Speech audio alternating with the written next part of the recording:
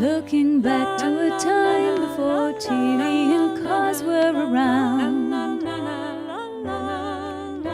where children would play out, exploring whatever they found on the ground.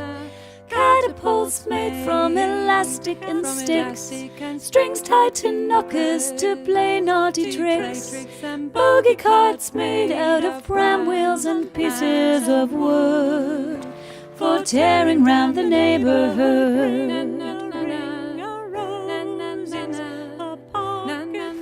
We ran the day's length.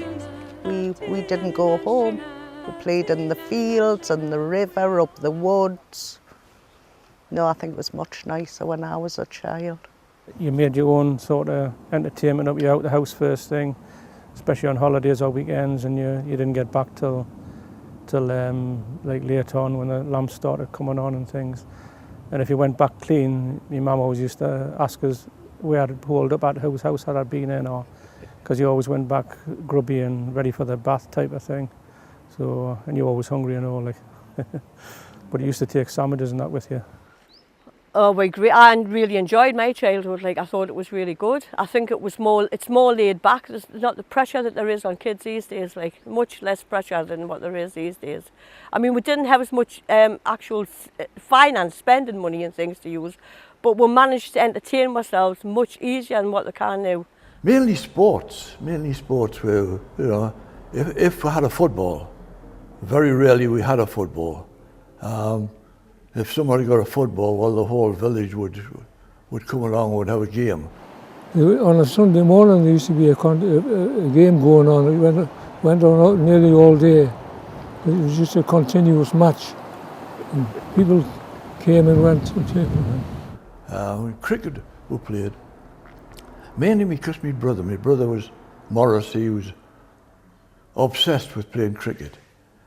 We used to get in the back street with a dustbin lid, though the metal dustbin lids them days, for a wicket, an old tennis ball, and a piece of wood off some poor gardener's fence that we shaped into a bat, and we would play for hours and hours and hours. The people that lived in the end houses weren't very pleased at times, like, to hear the rat-tat-tat of the ball. And yeah, it was good.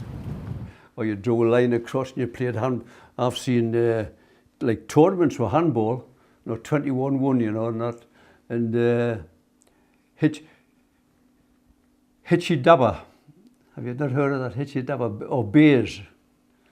And your dabber was a piece of slate or a piece of pottery. So if you were first, you threw it to land it in the first beer. So you had to hop over the first beer, then hop on one leg, 2 and 3, 2 legs, 4 and 5, 1 leg, 6, 2 legs, 7 and 8, turn around and repeat it. And if you went right through 1, 2, 3, 4, 5, 6, 7, 8, and you got into the semicircle, that was P-O-T-T-Y, potty. If you got into that, you had to go on one leg and say P-O-T-T-Y spells potty. And you got a mark on the game. That was one game to you, that. I used to make games up. You know, you didn't need equipment. Chasey games, and there's an old one that I've seen photographs of it. It used to be called Monty Kitty. There's a one where you used to be jumping on each other and so on. Or you played cannon. That you drew a circle on the road, and it was generally a trickle tin with 2 clothes pegs, which was snapped, so you finished up like that. Right. You put the clothes pegs on there, so you had 2 teams, we'll say 5 or 6, with a tennis ball. Now we had to knock the tin over, but not too far away, for what reason I'll explain. And when you knocked it over and the ball went away, you had to get that tin back in place with that on before you were hit with the ball. Now they could throw the ball at you and hit you, or they could run after you and hit you. And that was called cannon. You used to look for something on a pit heap. Some people will know this, other people won't, but I used to look for tally toot, which is a rope from the inside of the windings, the wire rope, and we used to set fire to that, and it didn't burn, but it gave off a smell, and we sort of, yeah, we like that. But it's what we used to get up to, sliding down the heaps on old car doors and anything that would sled, really. Exploring the pit heaps and coming home covered in black, or fishing for minnows laden with jam jars or packed in a sack. Then you'd go for a swim or walk in the woods where old Mother Nature delivered the goods, with hazelnuts, beechnuts and blackberries there to collect. As long as you'd show her respect, gangs of kids running down lanes. We used to get the bottle tops off and take the bottle tops and take the cork out, put the lid on the line and wait till the train came along. And the train came along and it was flatten them. If you got a good fit, they came out nice, just the size of a penny. And we used to take them and put them in the slot machines, get a bar of chocolate for a penny, whole penny. And I was always pleased I was now there when the man emptied the machines. We used to light what we called the buzzers. We used to put paper into the drain pipes and light it. And it used to make a woo.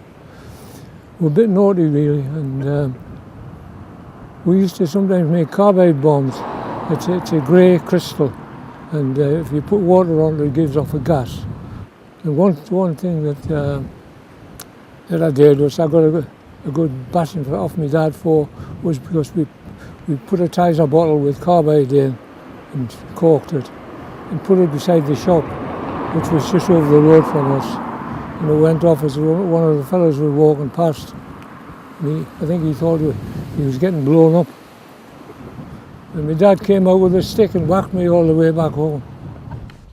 Silly things, they weren't serious things, you know, just childhood things, you know. We never got anything bad.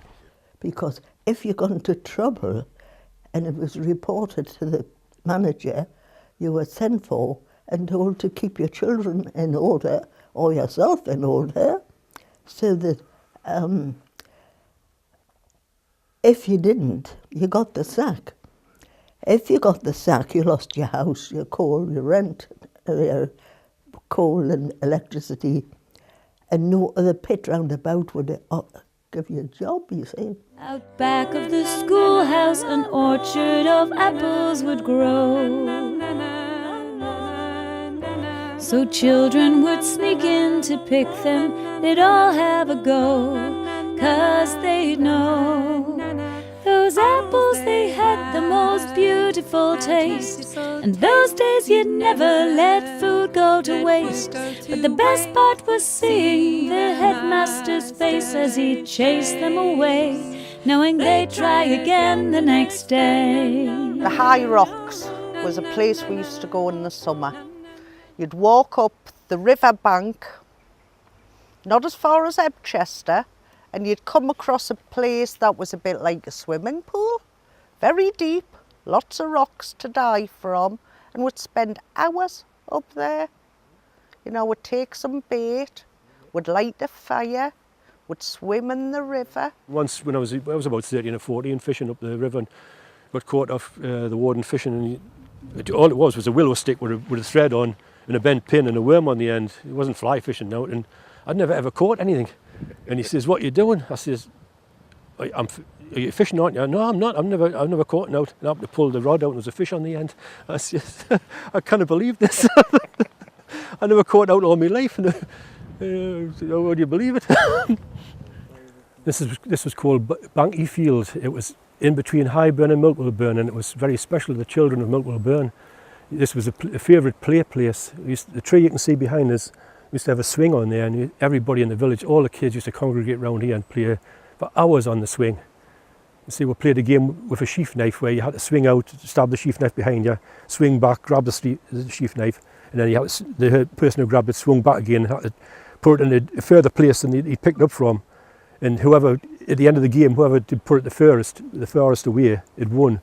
But it was just a game where whoever the longest arms would win, but you still got your go in the swing, which was the main thing, you know. We used to tie the ferns together, which was, well, they're still up Milkwood there. We used to tie the ferns together and then set each other off and chase each other, and then used to run through the ferns where you never knew where people had tied them because it was covered up with the other ferns, and then you would probably be running with somebody behind you and then nearly set your neck because they would go down, like, you know. Then that was just a laugh. It was just what you did. Gangs of kids running down lanes, laughing and making up games. Could it still be the same these days? Out back of the schoolhouse. Used to collect wood nuts in rose hips. You know what rose hips are? They're like, because you used to sell them at the corner shop down the bottom. Where the cafe is, there was a shop at the bottom. Used to sell you rose hips, and it was 3 pence a stone. An hour robbed 3 pence a stone because there was a lot of rose hips for a stone. I used to make in rose hip syrup. Because every morning I used to get up and I used to have a spoonful of rose hip syrup. It was a source of vitamin C at the time, you know. It was before all these fancy tablets you get nowadays and vitamin pills.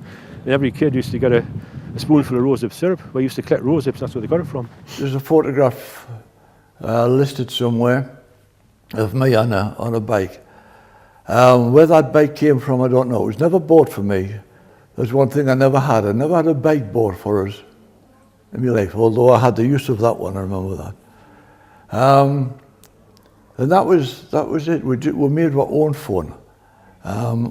When I got a bit older, the other side of the river, which is just up from Blackhall Mill, there was a field there called the Loop Field, and it was a proper football field with the goalposts up and such, and we could play football there.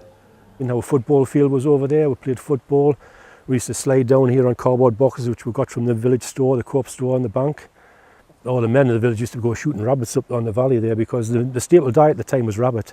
You couldn't afford beef or the various meats you get nowadays. It was, what's for dinner? Rabbit. What's for dinner? Rabbit. And I hated rabbit. You know, so you see why I'm so thin. Most of us kept rabbits. And the dads used to make rabbit hutches. And, you know, we used to get them out and take them in the field and play with them, you know. But I quite like that.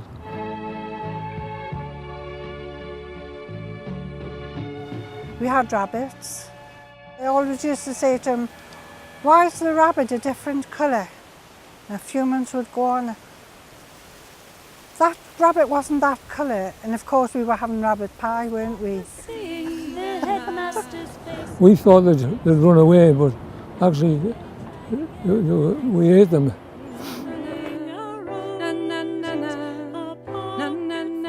The never-ending games they would play,